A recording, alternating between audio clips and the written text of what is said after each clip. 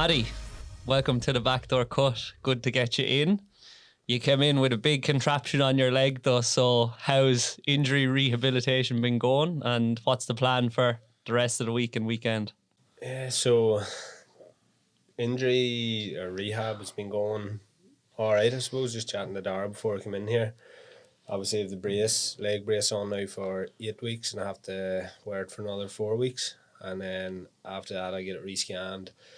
Hopefully the healing's going the right direction, then you can avoid surgery. So just working around the brace at the minute. You have to wear it 24/7, bit of an inconvenience, but working around it. And then the plan for the rest of the week, I'm actually heading to Dublin here for a few days with my other half and wee boy Shannon, so going to enjoy a few days down there.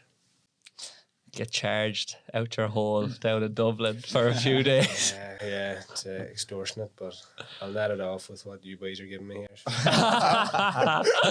Throws us under the bus in less than a minute. That's exactly what we want. So you haven't had much luck with the injuries over the last few years, but I'm sure it's even more annoying to have it happen in a club sevens than happen in an inter-county game. If that is even a consolation, I don't really know. Yeah, well, the crowd we were playing were rough, you see. I was out to get him. For context. No, the last few years, in fairness, the first 10 years or so, I would have been considered myself a fairly robust player, never missed training games or anything, and then just as luck would have it, I picked up a fairly serious injury a few years ago, just via collision again, and probably after that I found out that the body holds on to that stuff and took me a while to shake it. So the last few years I've got one setback after the other, so that's been rough. But the injuries that would probably eat away at me more, more the soft tissue or non-contact injuries, because you have a degree of control over that. Whereas the injury I picked up recently was just an innocent collision with another player. And again, that can happen, unfortunately. The only way to avoid them is lie on the sofa, not leave the house, and there's no crack in that. So there's a bit of acceptance there. Obviously it is brutally tough watching on or missing out, particularly over the last few weeks and the weeks coming with the club. So that's been tough, but as I say, there's a level of acceptance as well, that's all part of it. That was on our podcast, wasn't it, where we spoke about, well, you said if you're an inter-county player or any GA player and you're not getting injured, you'd argue that you're probably not putting yourself about enough.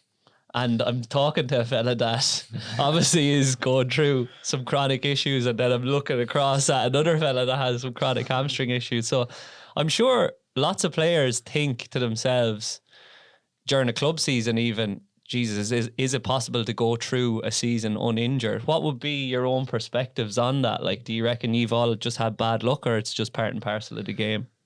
I think personally, my own want to do more was my biggest downfall last year. Ended up just doing far too much and actually overloading tissues and areas.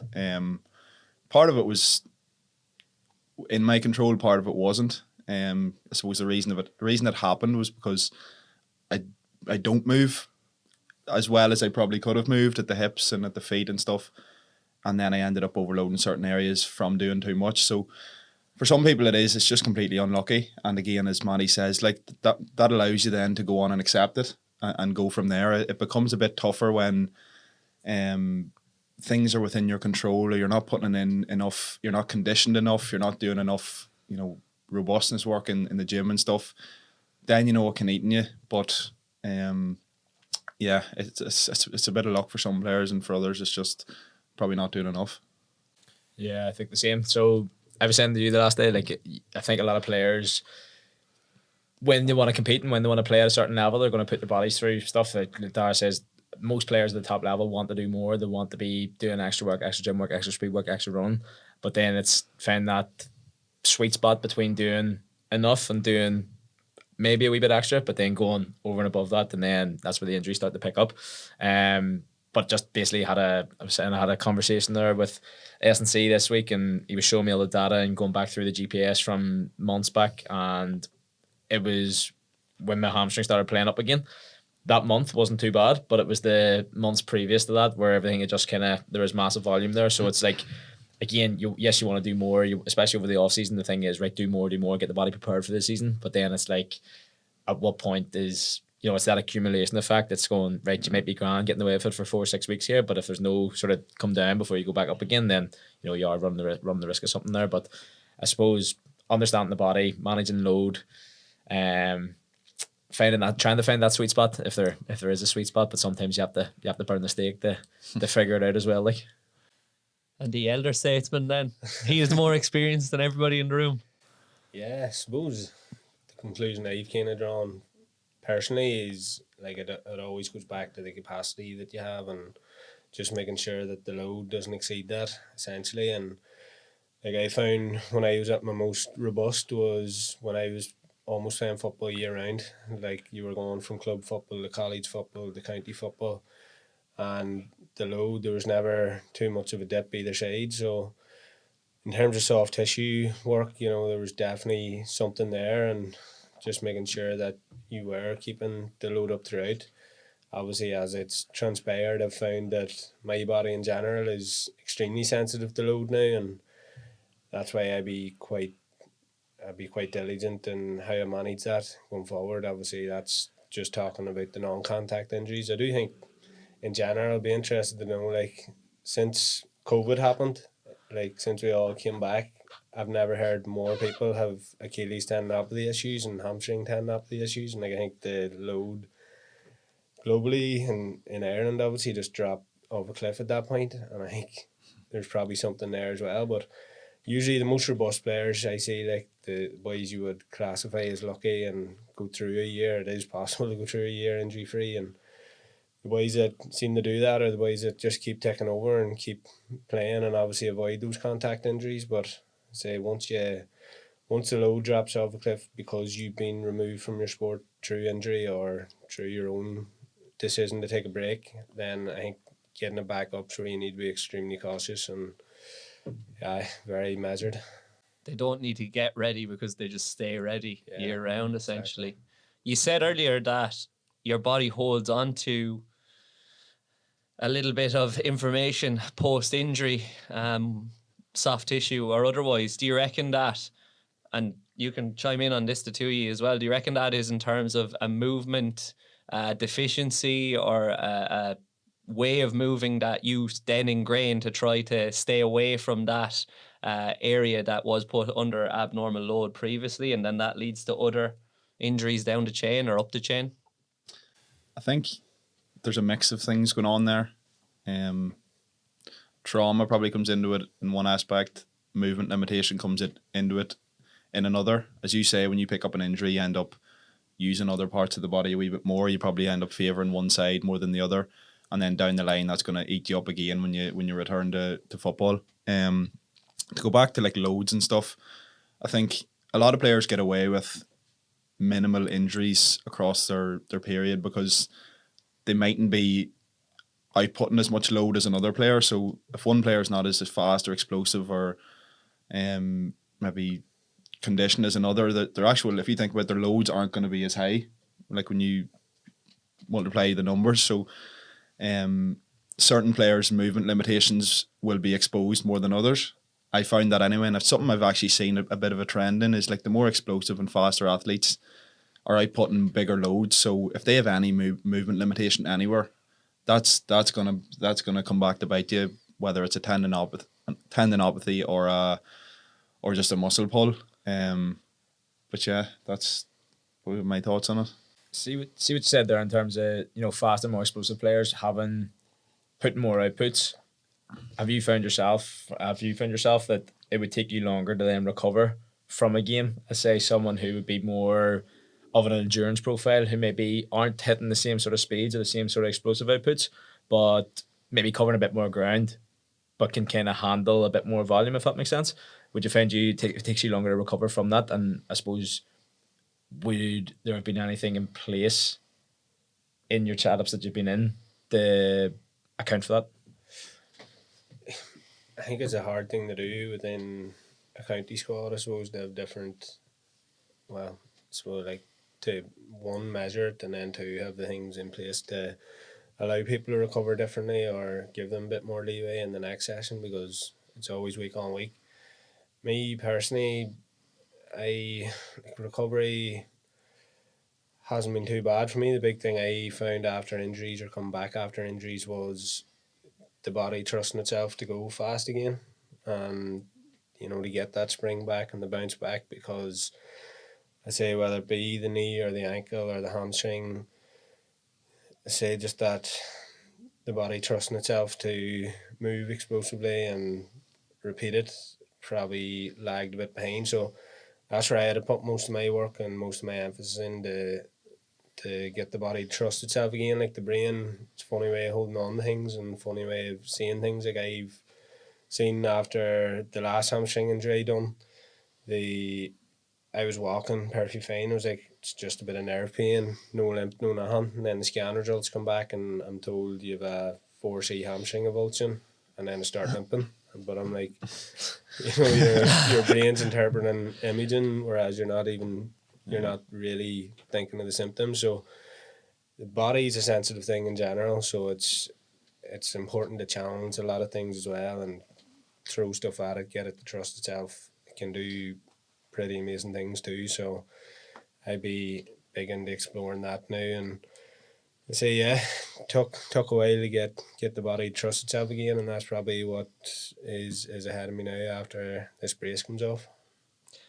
How much of getting the body to trust itself again is psychological, and how much is just attempting to train your body to move in a certain manner again? Because I know from working with intercounty athletes, a lot of times if you tell them to do something, they'll just do it, or they'll at least try to do it. But sometimes there is something in the back of their head that prevents them from having the outputs that they had previously, where they actually look to attack the ground and sprint or change direction forcefully. Yeah, I suppose there's two things that can help. Probably is one, how aware and curious or educated is the athlete and what that actually feels like, and then two, the people you have working with the athlete, they have to determine whether it is a psychological barrier or if it is actually a mechanical barrier, or if they just have a limitation with obviously the injury itself. And like I've seen, there's certain movement patterns or things that I'm moving through and I get a degree of pain, and then I spend like a minute, 30 seconds or whatever in that position loading it in an isometric, and then the pain's gone. So again, it's just getting the body to trust itself and recognise that it's safe in that position, and then obviously you just progressively load that. That's the approach I would take. But yeah, I suppose it comes back to the athlete being aware. Like, you obviously don't want to push through something that is structurally unsafe, or there is obviously limitations and weakness there. So yeah, it's a complex thing, and that's where you need, I say, athlete and coach, physio, medical team determining what the right plan is. And my whole approach through the whole rehab phase is just, live to fight another day. Like, don't have any major setbacks. Use pain as your guide, and any pain you do encounter, just throw stuff at it and see if it shifts, if it is just the brain playing about with you, and progress in that manner. And that's stood me in good stead so far, and that's the sort of approach I'm taking now. You do something similar then, generally? Although you've had a nightmare really with this one. It's up and down, but I suppose some athletes don't realise that that's injuries. It goes up and down. It doesn't just go straight back. It's definitely not linear anyway. I don't think I've had an unlucky time with it. I think my own decisions have kind of caused me to be still holding on to this today. But as Mattie says, like, it's just, there's so many different factors that go into it. Like, your brain can play so many tricks on you when it comes to pain, and it's hard to differentiate between, is this pain because I actually have a tear down there, or is it pain because this has been going on for a full year and my brain, that's all it knows is like that area is sore, that area is associated with pain, and something that there is actually something wrong there. So again, as you say, that's kind of where the body holds on to things, and that's where I've been really struggling in terms of like progressing on. It's like you'd be doing sessions in terms of your rehab, and it's like, what level of pain am I supposed to be going through here, and what level of pain is where you need to pull it back. And when it comes to, in my own context, when it's down around that groin area, like, it's just so hard to differentiate that. And I suppose that's where you do need that coach, and you need that extra opinion coming at you. And again, that there can become too much as well when too many opinions come in and are coming at you once, is another thing I've kind of found over the last year. You kind of have to trust your gut as well. Like, it's nearly always right at the end of the day too. There's so many times where I've got pain and I've kind of told myself stories as to why, like, that's definitely just me brain, but it probably wasn't. And then you end up injured. Probably Owen come in this as well with your problem over the year. Like, probably the stories you're telling yourself are important. Yeah, 100%. And you end up short. It's like that short term versus long term thinking. It's like short term, you're going, I'll be grand, just get through this one, and then you end up missing out in the bigger day down the lane because you fucking just push through something that you shouldn't have pushed through. But exactly what you said, like, it's differentiating between, is this just a bit of short term pain and it's just a wee bit of, like, isometric is great for it, you do that, and then the pain sort of subsides a wee bit and you're going, right, okay, I'm good. And then you push on, and then you wake up the next day going, Jesus, what have I done? But yeah, just like, I suppose it's a learning curve. It's understanding, right, what is pain, what is a niggle, what can I play through, what's like, right, stop there, scale it right back. But same experience as you say, like, or same experience as you, Dar. I was like, a time when I probably knew I shouldn't have been pushing through. I was going, no, it'll be grand, this time's different. And then it led to probably 6 or 8 weeks not playing, like, so. Yeah. From the coach perspective looking in, it's funny because you've hit the nail on the head there, in that, like, it's very hard for you guys as athletes to not play at the weekend. And oftentimes it can be very frustrating from your perspective, I would say, when a coach, a physio, a therapist or whatever says to the manager, look, he's not good to go. And you're saying, oh no, I am good to go. But then the drawback from you saying you are good to go when you're not is what you said there. You end up missing time. So what is it like as an athlete when you're pulled and you're not consulted on it? I think we had a pretty good, like, I had a pretty good relationship with our physio, with the S&C, and even the manager. Like, you're still kind of, sometimes, depending on who the manager is, they want, right, you're grand to go throw you in if they're a bit old school, but then, I think they get to know you over a period of time as well, and they're going, right, okay, maybe we'll scale it back a bit here, are you good to go? And they wants to start to understand you. But yeah, there was times there I was kind of going, right, I'm ready to start running again. Physio's going, no, you're not. Like, you scale it right back here, you can do this, and you're just sort of getting your head going, nah, there's something, he's wrong here. But you're going, right, who's the professional at the end of the day? But I don't think I've ever had that experience, that feeling. I suppose there was one that it was clear to go back and train, and then, wasn't called upon, and then the chat afterwards was, oh, we didn't think you were right. I was going, but you knew it was right to train the last 2 weeks there. So that was the only really experience, but I don't think that was really a case of, you're not playing. It was kind of, it was maybe just a decision on the day. Like, but yeah, I haven't really had that experience, so couldn't really comment too much on it. Mattie? I've never really been pulled without my own, like, it's always been, like, from the other perspective, I've probably played when I shouldn't have played, more so.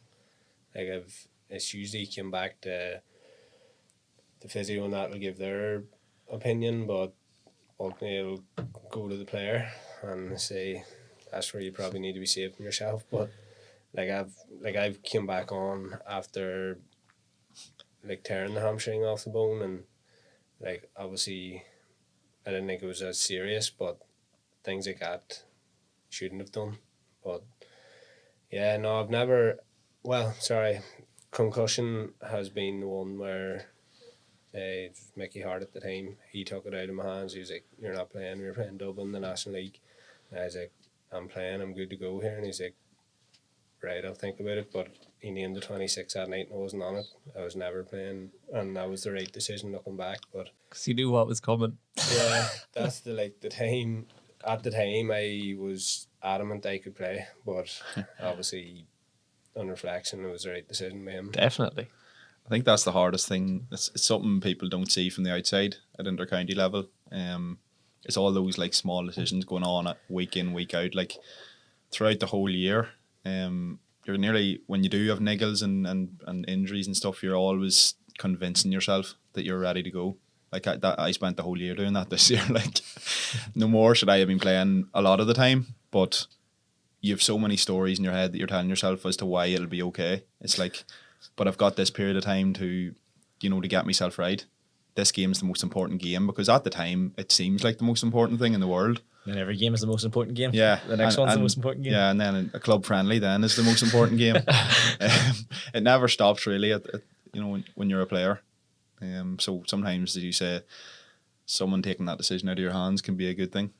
Because it's very difficult when a head coach or a manager says to you, "Are you good to go?" to say, "No, I'm not." Yeah. Incredibly hard, because I suppose some way in your mind you're probably thinking, like, if I say that I'm not good to go, he thinks I'm not up for it, basically. Whereas sometimes your body's just not able for it. And it sounds like you've been in that position a few times, Mattie, where you've been posed the question, can you play at the weekend? And you've probably answered, yes, I can play at the weekend. Whether I'll be any good or not, I don't know. Yeah, no, what happens? Like, even this year, I had a bit of an issue with the leg and that, and the doctor rang me, he's like, you can go back jogging next Monday. And then the coach had rang me, we had a game that night, and he's like, you good to go? And I was like, yeah. But I was speaking to the doctor, and I had no notion of holding off to next Monday. I was playing that night. But look, there's always a degree of caution around medical advice and things like that. But 100% I've played when I shouldn't have played, and look, I wrestle with it a lot. Like, it's just the way I am. It shows you care as well, and it shows you really do care when you want to play hurt and play through that. But I say it's hard to look at the long term. I say you think it's a noble thing that you're doing, but yeah, you probably do need it. You do need to save from yourself a lot. When you say that you shouldn't have played, are the games that spring to mind ones where you haven't performed? Whereas every time that you played where you were in pain and you maybe did perform even though you're in pain, in your head you're like, oh no, that was the right decision to play that day. I've got away with it on some occasion. Like, here, majority of people will go into a game with something. Like the 10, I mean, we had a guy who worked with British Athletics, and he was saying, like, the 10 people with the most doubts going into the Olympic Stadium are the 10 people that are lining up in the sprints. They'll all have something, and like, everyone has to be willing to play through a degree of discomfort. But like 2021, I think there wasn't a night that I went through without playing through a lot of pain, and got away with it okay in the end up. But there's other events, like the day I came back on with a hamstring injury, I got caught. Got away okay. Came on for the last 2 minutes. We were leading in extra time against Derrygonley in the Ulster Club, and got away okay. Contributed well, got the ball, used it well. But the last ball in the last second, got it, slipped, and got blown up for overcarrying. They got the equaliser, got beaten penalties. So that was one day where it didn't go as well, and I hung on to that for a while. But again, You're still hanging on to it by the sounds of things. Yeah, no, I am, and I've been reminded about it as well by a few people around home. But look, I say, that's just the way I am. That's the way I've accepted. Like, at any point, if I feel I can put my hand up to help Trillick, I'll do it, or Tyrone, I'll do it. And I felt I could contribute, but what I wrestle with then is selfishly probably better just staying off, throw someone else who's healthy on, and you win that game. But that's, you pick your poison, like, watch on or try and contribute. I put my hand up, always will put my hand up, but it's up to other people then to make the decision. But that was one day it didn't go my way. Has that happened to you this year? Happened to me this weekend. Lucky this podcast isn't coming out for a while. It's happened probably most of the year. Like, for context, like, I didn't I'd say I trained a handful of times in the whole year. Game to game, I wasn't on the pitch. I was in the gym, playing week in, week out, through a lot of pain. Yeah, like it's played through probably 80% of our games in severe pain, like, and that's been my biggest downfall. Probably now that I'm sitting here still with an injury, and then people are coming to you going, you know, have you seen this guy? Have you seen that guy? You know, he's gonna help. He's got the answers for you, but I'm like, it's not answers that I need. You know, I'm not broken. Like, I just haven't been probably honest with myself for the whole year in terms of what I need to do to get back. But yeah, again, it's probably very relevant for me this weekend and this week as well, to be honest. Saying all that, you're still going to go ahead with it, aren't you? No. It's not going out for a few weeks there, don't worry. We'll win a championship by then, it'll be all right. I'll be chatting down Corrigan tomorrow, actually. It's funny though that the same conversations and the same thought patterns and processes go on at club level as at county level. Like, the reason you're all playing at county level is because you want to play every game, and that's irrespective of whether it's club or county. And that's probably something people miss. They think in every county setup, everybody's flying fit all the time. Like, you just touched on 2021, and probably the only difference between 2021 and another year in terms of injuries and niggles and whatnot is the fact, well, nothing. He won, like, that was the only difference. Yeah. No, and it's probably amplified when you're a county player coming back into the club scene with niggles. Like, I've seen it firsthand. There's an expectation, or there's probably a sense that if you come back hurt and you're missing training, you're like, he's saving himself for county, and like that transition as well from county back to club is extremely tricky dynamic as well, just with especially younger players and that the expectation they probably feel and just the pressure they probably put on themselves, and then it's almost a different sport, I believe, club football and county football, and adjusting to the training. So there's a lot there in that transition from county back to club, both physically and psychologically. But yeah, there's a degree of expectation that you should come back, you should be playing, you should be setting the standards, and when that's not the case, it's he doesn't care about club, he's a county man, and that's couldn't be further from the truth. But all of that's forgotten once you're back and you put in the effort and you throw a good performance in. All that's forgot, but that is an expectation that county players would bring back, I have no doubt, from my experience anyway. I don't know what you are like. You've struggled going back to club, haven't you, Owen? Yeah. Like, psychologically more so than anything else. Yeah, I think this year probably was the biggest one. Similar to what you're saying there, Matty, like coming back in with a niggle, like that's probably where I did my most damage. I started feeling my hamstring in the Armagh, the last 10 minutes of the Armagh game in the Ulster Championship, so that was April. And we had a club game on the Wednesday night. So that was this Saturday. We had a club game on the Wednesday.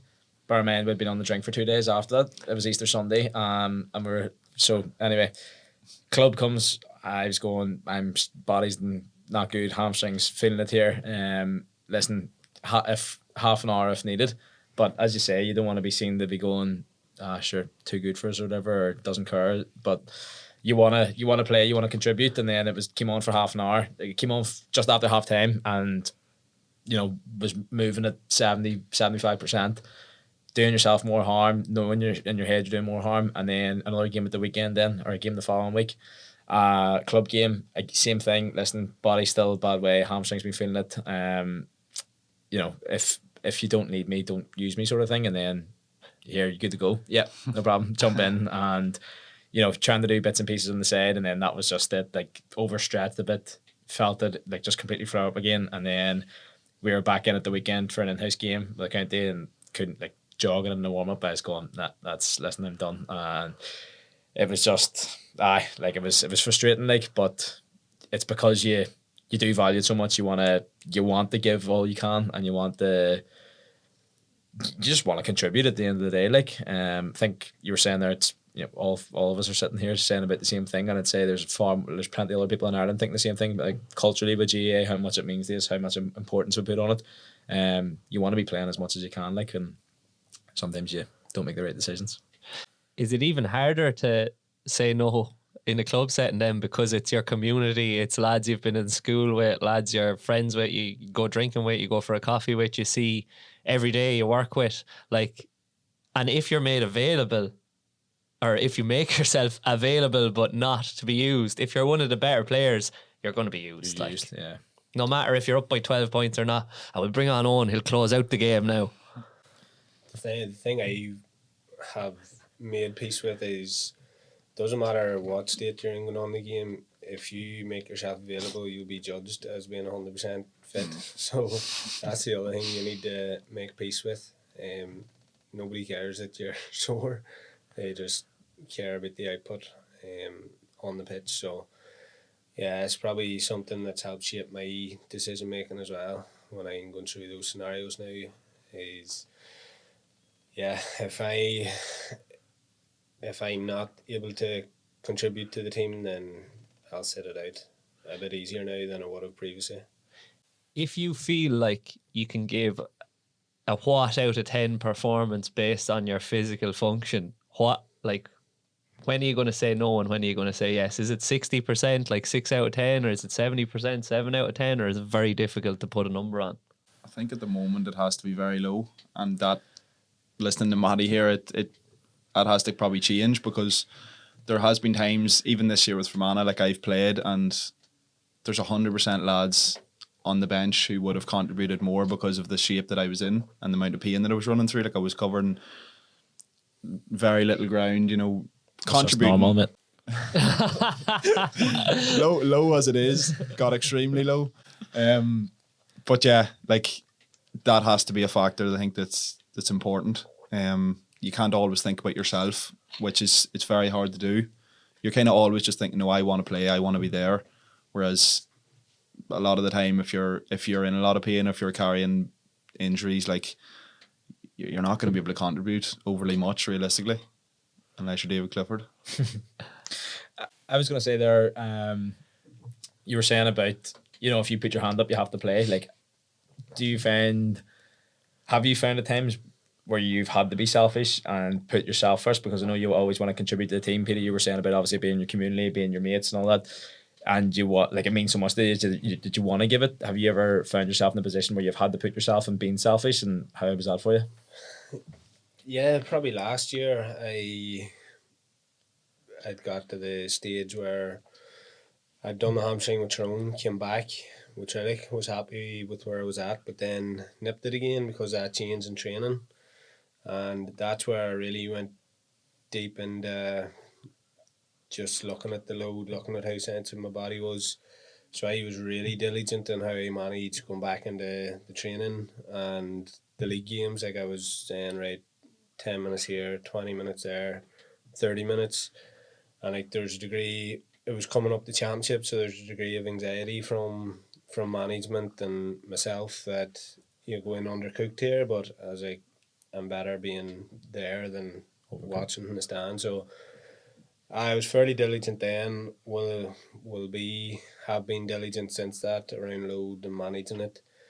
And that'll be the approach I'll take on the other side of this. But that was after numerous times of being burnt by not being selfish. So I was going to say, like, what point was it? Just it happened so many times that the penny just dropped? You're going, right, they have to do something different here, or was there just an accumulation of things, or what? There was, like, it was very much, this is reoccurring. Like, I'm putting a lot into it. This isn't natural or normal. The body doesn't have to be like this. And I went down that rabbit hole of, like, everything, like load, my relationship with my body, how I spoke to myself, all of that stuff. I went deep into that and yeah, nailed it to the wall then and said, this is the approach I'm going to take. And I say that approach will stand me in good stead, and then you get a knee. Unrelated, this yeah, so just wanted to touch something. It's something that I've kind of had to try and delve into as well, is that emotional side of injuries and the words that you're saying to yourself and how much of an effect that actually can have. Like, I have definitely found a correlation with the negative self-talk in my head and pain that I'm getting, and positive self-talk, and that coming down a bit? Have you found definitely a correlation there and a benefit from maybe positive affirmations, self-talk, all those, that side of things? Yeah, 100%. I did, like, the one major change that I made throughout last year, like in too deep, was the gratitude journal. And like every day I would just touch on my body and how good it was, and how how much work I'd done on it, and just reframed it in that manner. And like, I got a good run at it last year until obviously the impact injury. But that approach I get good value from. That's an approach I'll be carrying with me going forward.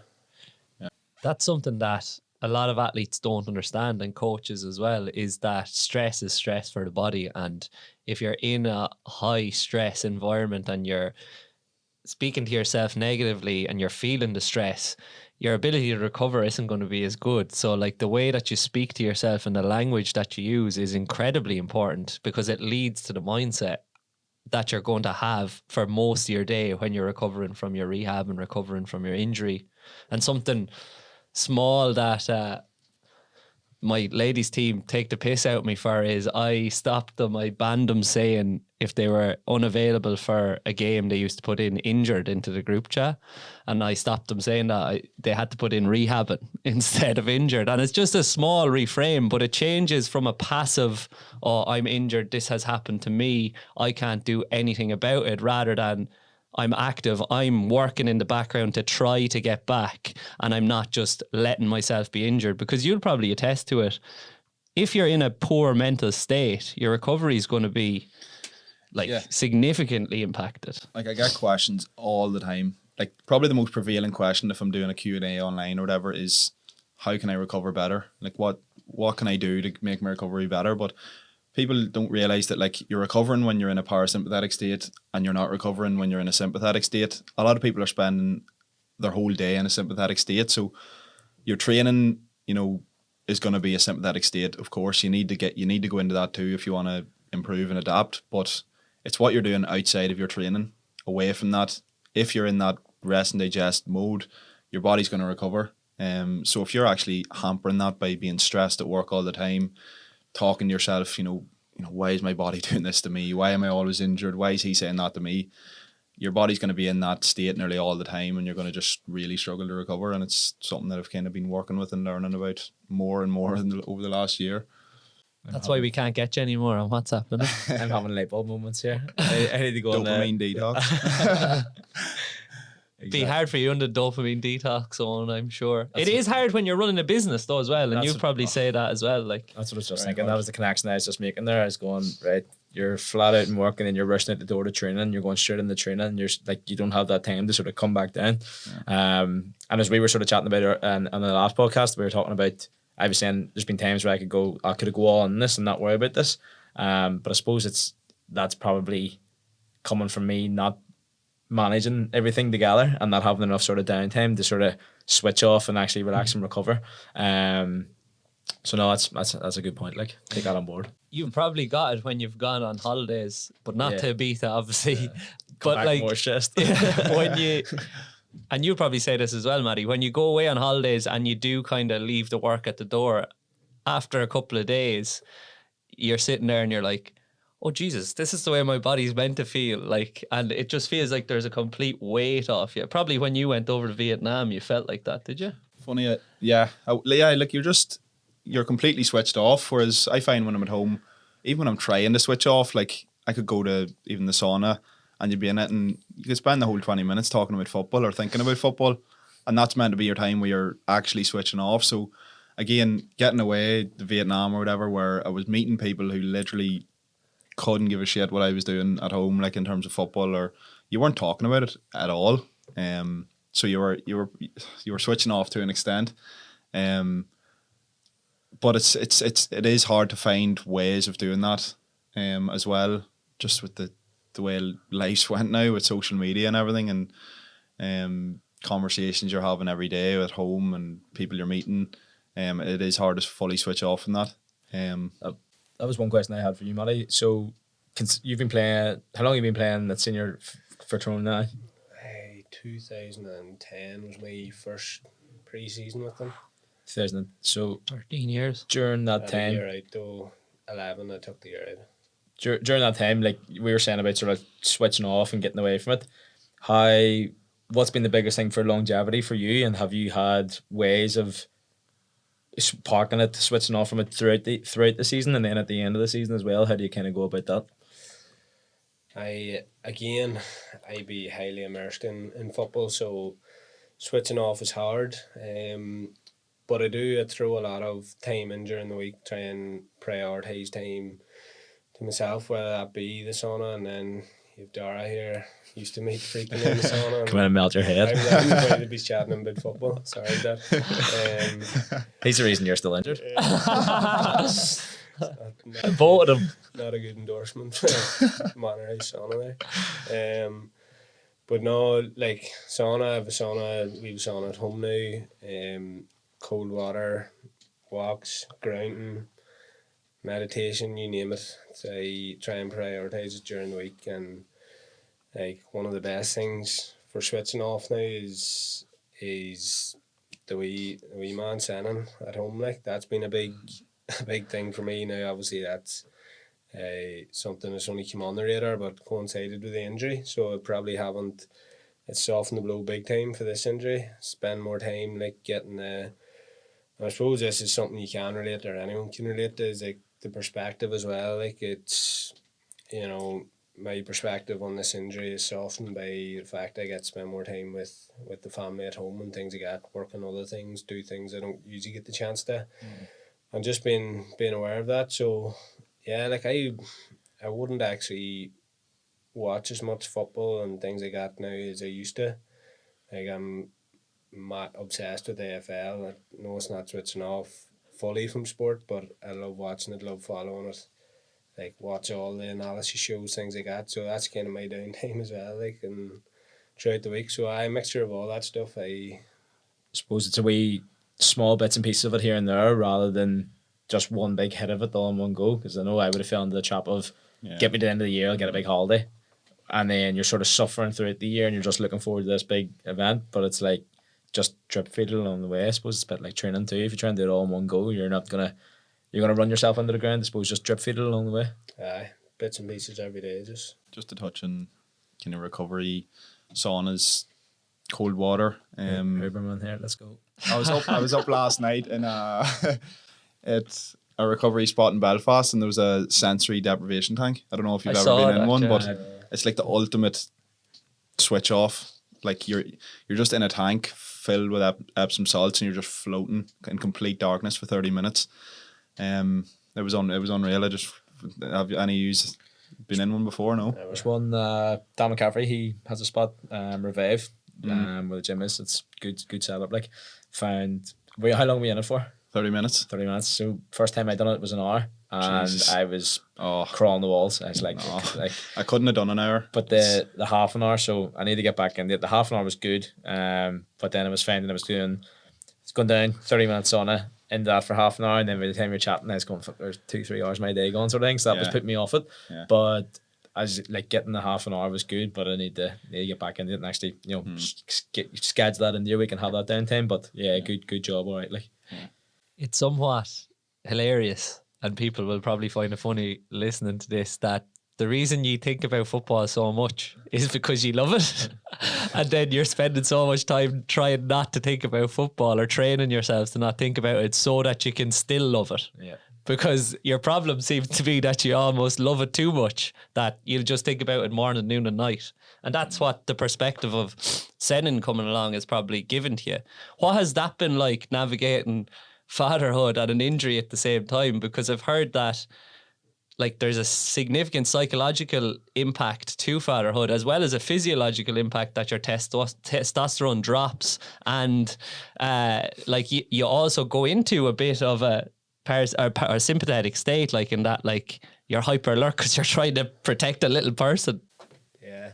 In fairness, it's been deadly so far. Like he's a wee legend.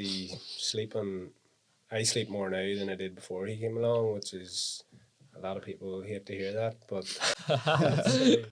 he's been deadly so far. So, and I say, he's given me good perspective on the injury as well. So transition, it's hard to say in that, like, he landed in there the Monday before the Kerry game, as an example. So that was a big adjustment. There was a lot going on that week.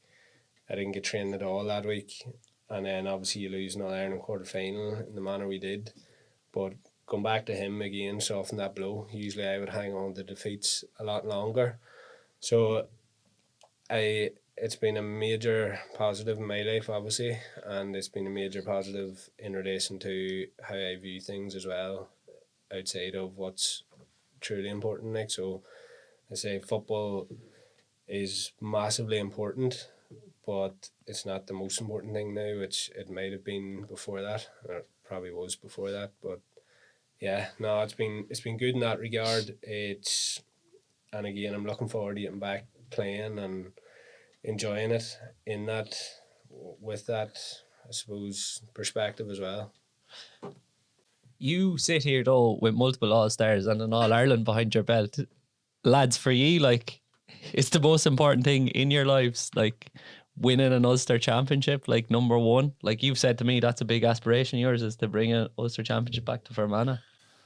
That's what would have always drove me from 15, maybe even younger. Like, it was always something like, Fermanagh's never won an Ulster title, so that's a serious purpose and drive to have, to be the first. The more I've went through county football, the more you're thinking it's going to be an extremely difficult task, but one I still want to hold and drive me. But like, when you're sitting looking at Mattie with 2 All-Stars and multiple Ulsters, like, it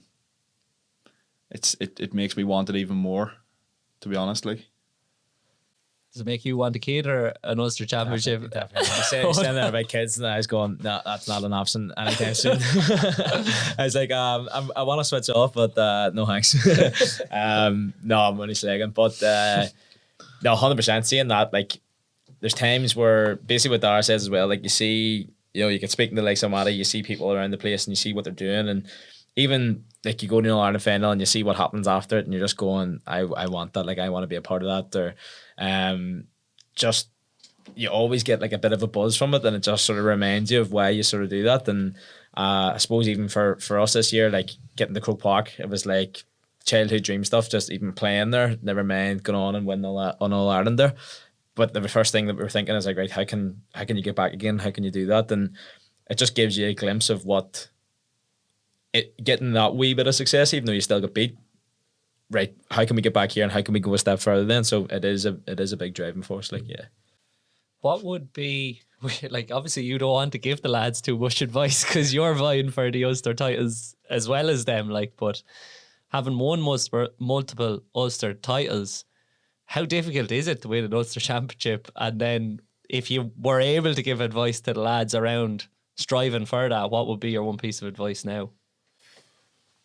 It's hard, like, I don't have the exact formula, obviously, but they're extremely difficult to win, obviously, and I think that's reflected by the number of different winners we have across the last 20 years. Advice, again, it's hard to know without lifting the bonnet on both counties, both setups. I say, I would, again, this from my perspective, change. Like, there's been years I've won medals and I haven't enjoyed them as much as other years. And like, what I focus on now is essentially just my own contribution, my own, I suppose, behaviours, the way I carry myself, the standards I set, and just making sure I bring the best of myself to whatever setup it is I'm involved in. So, like, that, you can lose focus of that a lot along the journey. Like, there's years I've became too focused on what we need to do, what we're missing, what someone else is doing, and, you know, letting that consume me and weigh me down. Whereas the best approach is probably just focusing on my own contribution, my, you know, being myself, bringing my strengths to it, and usually that's the most fulfilling, whether you get a medal at the end of it or not. Is that pre or post 2021? Post, mostly, aye. Post. Pre-2021, do you find you were still in that mindset of the medal is the be-all and or the end-all? Someone that I've worked with would have said to me previously, this was before we won our first club championship. Like, when I was growing up, winning a club championship medal was the ultimate for me, and that's what I was going to be judged on, and I was obsessed with doing that. But someone said to me, he was like, if you're not enough of a man before you've got the medal, you're not going to be once you get it, and that kind of changed my outlook. And still didn't mean I was desperate to get it, but there's a lot of people out there with all-Ireland medals and medals falling out of their pockets, and they're not the person you'd want to be when you're 20, 30 years older. So you can get very consumed by the medal, and it's a validation for what you do and where you're from. But I say it's not the be-all and end-all either. How's that sound, lads? Makes a lot of sense, but if we, 100% makes a lot of sense. If you are putting all your value into being a person with a medal, or everything's around this medal, or it's probably the classic case of the fella sitting at the house stool 20 years later going, oh, back in my day I won this, I won that. But I suppose going into the other, like, what was that like, and what was the, you're saying there, if you're not happy with who you are, or if you're not a man before you get the medal, then chat us through getting the medal. Like, is it all that day? Is it all what it's hyped up to be, the dream come true stuff? Like, Here, look, I was painting a picture there that it's still an unbelievable experience. It is unreal, and that's what you play for. Like football, throughout football, you get more punches to the nose than pats in the back, but those days make it worthwhile. Like, and yeah, that getting that medal, it was extremely, I'd say, like, it was emotional. Like, obviously, having been through so much of the ones you won it with, there's an extremely tight bond there, and seeing what it meant to people in Tyrone was crazy. It's hard to explain. It's more than you thought it would be. So that was special. But after a few days, like, life goes on, and it's very much, I've won it, and it validates a lot of the work you've done, but it's moving on to the next. Like, I don't, that's the way of life. Like, it's, you want the next one, you want the next medal, and it can be a repetitive cycle. But look, I advise you to try and win another medal. It is class. There's special times, and it's there for counties that want it. It sounds like, well, first of all, was it a few days after or a week after that life got back on the road? It was actually a few days, because our club championship was like a week after or 2 weeks after, so we were shipped back into that. For a few boys, it stumbled into weeks and months after, but probably 2 years after, as you're asking. But no, look, it is special. It is special, and like, even I was watching, say, AFL Grand Final last week and seeing what they're going through, and brings you back to those days and the memories and the final whistle, and it definitely piques a hunger to get back. So the difference between the feeling at the final whistle versus the dressing room versus when you're rolled out for everyone back in Tyrone, like, which feeling do you cherish more, or is it just a different feeling for each one? It's probably, there's different, and I'd say it's different for every player. Like, there's different junctures where it hit me, the significance of it. Probably getting back to Tyrone and seeing the crowd was a big one for me, and like, that's when I got more emotional. Probably seeing, obviously, the brother, club mates on the pitch afters, your family, that was quite emotional as well. Like, because they will have known everything you've went through to get there, and obviously the players you played with for a long time. There's different moments, there's different conversations you'll have after it, and those are the things that made it special. Like, it wasn't that All-Ireland final, you kind of knew with a few minutes left, so it wasn't exactly the event of the whistle. Kind of knew we were going to win that game, had that feeling going into it, and it was more so those moments after it, like even seeing Paddy Campsey lifting the cup, good friend of mine, seeing that was special. There was different moments where some of the fellas on the team, you know, they were getting handed their son or daughters over the railings, and they were celebrating it. Seeing those things was pretty special. And I say, yeah, there was just moments throughout the months after it, and you know that hang on to and made it all worthwhile. So after Mattie's put it into perspective that it's not the be all and end all, but then he's painted that picture, does that drive you on even more hearing that now, that you're thinking like, oh, I want that feeling more than anything? Yeah, like even I've kind of witnessed a few different setups now or teams where you kind of know players in it and you're witnessing them, even relating it back to even players around Fermanagh, the Hogan Cup winning team, being there and seeing that sort of thing and that success and the joy it brings people. That is what drives you. But then a common theme with all elite athletes and successful people is it is the journey that is the best part. So it's hard to come to terms with that and actually fully enjoy, because you're doing the same amount of training, you're doing the same probably commitment as the lads who are winning the trophies at the end of the day. But I suppose, Matty, it's just it's them special moments when you do win trophies that you'll cherish down the line, and that is probably what kind of drives most players. So it's a mix of both. Enjoying that journey is absolutely key. If you're not enjoying that, then no trophy or all-star or anything, you probably yourself is going to bring you that fulfillment. No, that's the thing. When you're in 20, 30 years, like, you'll not look back at that one specific day. You'll look at how did that person carry themselves, what were they like, what were their standards like, did they have your back, things like that. That's stuff you'll remember. I think John Wooden had a good quote about peace of mind, just in knowing that you done everything you possibly could to get yourself to that. Whether you get there or not is another thing and can be sometimes out of your control. Well, we know you're going to do absolutely everything you can with the knee and to get back there. And I can wish you luck anyway. The two lads maybe can wish you luck with the knee, but with no more. But thanks for coming in today, Matty. It's been a fantastic conversation, and thanks to the two lads for being here again. Matty, cheers. To be here. Cheers, Matty.